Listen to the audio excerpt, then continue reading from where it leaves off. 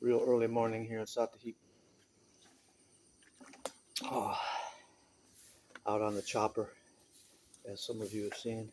Dream come true for a young boy from Kalamazoo. All right.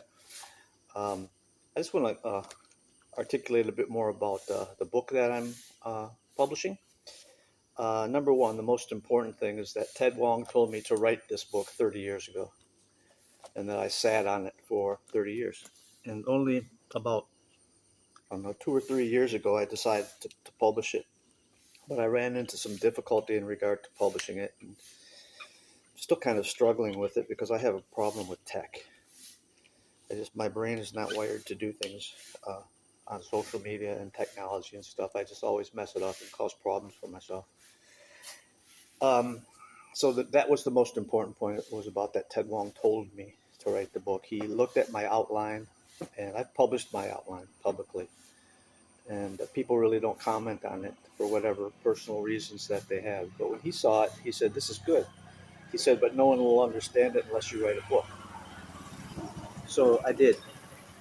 Okay. And it's more of a picture book than a word book, but there are some important words in it, some gems. All right. And this, of course, is on what I refer to as the latter stage Jeet Kune Do. I don't refer to it as Ted Wong Jeet Kune Do, but my big brothers do because they're a part of the family organization that calls it that. And towards the end of Ted's life, he decided that would be the best move for whatever reason to tag his name onto it. And I like it that. I like that a lot, to be honest with you. Just like Chris Genji Kundo, just like whoever else. Inosanto Jeet Kune Do, right? It's all relevant. Which leads me to this. Another important aspect, Paul Bax, okay? Some people consider him the Jerry Springer of the Jeet Kune Do world, and to some certain extent it's true, but he's also done a hell of a lot to keep Jeet Kune Do alive. And Jesse Glover and Ted Wong taught a seminar. I think it was called First and Last Student, something like that nature. And it was a pretty popular seminar. I wasn't able to attend it because I was busy teaching in LA. I was teaching 30 hours a week at universities and gyms all over LA County. I was commuting by bicycle like I do now, by bicycle and train, okay, and then renting cars on the weekend. And at that time, I was an adjunct professor at Mount San Antonio College, which was a big deal to me because I'm not educated, traditionally educated. I went to junior college and I studied writing skills, okay, to become an author and to write for the martial arts magazines. So I'm not your typical educated, sophisticated intellect, right? And I have a lot of respect for intellectuals, right? And I highly admire intellectual people. Um, I highly admire people that are atheists, although I'm not. All right, and I don't have to agree 100% with someone in order to be friends with them and learn from them, including Ted Wong, including Bruce Lee, including Ted Lukai, including any of you. All right, and so had this discussion with Jesse Glover on the Paul Bax forum, and no one participated in the discussion, as I recall, which was really, really weird. Jesse said, I told Ted that a lot of the things that he's showing Bruce Lee was already doing early on. And I've always thought that that was happening, that Bruce Lee was conceptualizing Jeet Kune Do long before the date was written in his diary. And there's evidence of that. And there's evidence to the contrary as well.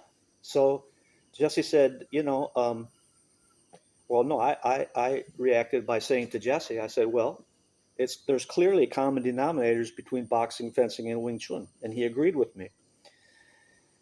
And he didn't elaborate on it for whatever reason. And again, no one really joined the conversation for whatever reason. Okay, but Paul Bax did a great job. I really think that he did, and people should give him credit for we were all fighting against each other, but at the same time we were promoting Jeet Kune Do, and which leads me to say this as well. So all these guys in these time periods in Bruce Lee's life work, right? The time periods of Seattle and Oakland and Los Angeles, Chinatown, as well as Bruce Lee's backyard in Bel Air. All right, because you have to include that as well. Because many will tell you, and I would agree with it. Had a conversation with Patrick Strong about this. I've had conversation with many Bruce Lee students about this. All right, the material was different than what that was taught at the Chinatown School. There were facets of that material from the backyard in Bel Air taught at LA Chinatown School. After Bruce Lee passed away, the term for that type of material was kind of renamed Junfan kickboxing or Chinese kickboxing for whatever reason. Okay, and I don't think there's anything wrong with that either. So when you look at Jesse, you look at James Lee, you look at Sifu Inasanto, you look at Ted Wong, you look at all of them. All right, they'll all have a little bit different approach, as should be. All right, yet the root remains the same.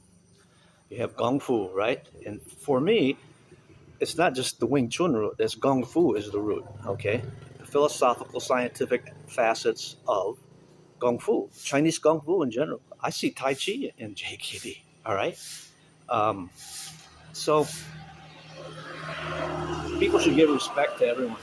In regard to John Paul Daly's comment that he thinks Jesse Glover was Bruce Lee's best student, and I said possibly, only because that doesn't mean anything to me. Someone's best student doesn't mean anything to me at all. And I don't know how you would judge someone being someone's best student or not. Okay? And I think that about covers everything. I'm moving forward with the book. And whether people like it or not. And as you know, I have good friends on the Inosanto side of things, as well as the Ted Wong side of things, and many of the other camps. So, live and let die.